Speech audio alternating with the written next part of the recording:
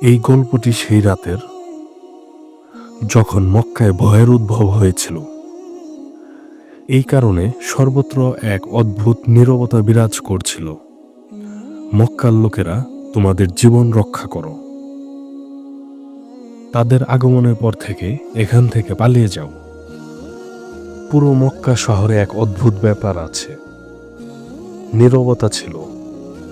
প্রতিটি ঘরেই জনশূন্য মনে হচ্ছিল। মানুষ জীবন বাঁচাতে পাহাড়ের দিকে ছুটছে। তারা পালিয়ে গিয়েছিল। ও ঈশ্বর, এখন কি হবে? আর এই বিপদ নিয়ে সবাই চিন্তিত ছিল, কিভাবে এর মুখোমুখি হবেন। যখন সকাল হলো, লোকেরা এরকম কিছু করল পৃথিবী আগে কখনো এমন দৃশ্য দেখেনি। এটি গর্ব ভেঙে যাওয়ার গল্প। এটি বিশ্বাসের শক্তি সম্পর্কে একটি গল্প। এই হলো সূরা আল ফিলের গল্প। এটি ইয়েমেন থেকে শুরু হয়। সেখানে রাজা ছিলেন আব্রাহা। তার পরনে ছিল খুব সুন্দর হীরাখচিত একটি পোশাক। একটি ভবন নির্মাণ করে ঘোষণা করেছেন, আজ থেকে সকলে কাবা ঘরে যাওয়ার জন্য আমার আদেশ। বরং তিনি এখানে প্রার্থনা করতে এসেছিলেন। কিন্তু কাবার ভালোবাসা মানুষের হৃদয়ে, এটি অপসারণ করা অসম্ভব ছিল।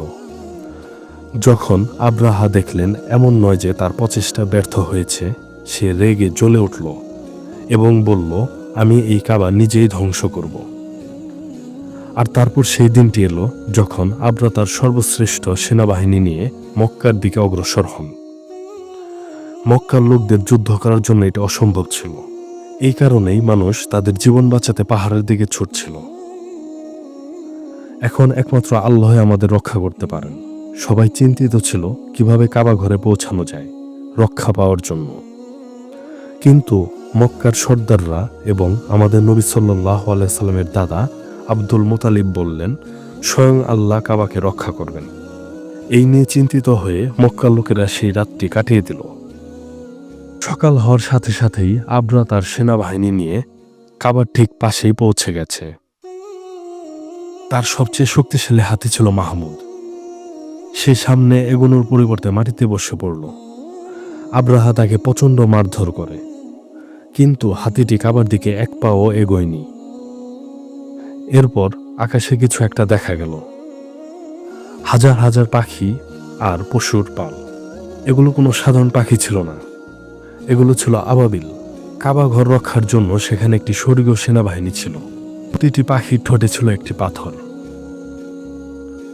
পাখিরা আব্রাহার সেনাবাহিনীর উপর পাথরের বৃষ্টি ছুড়ল।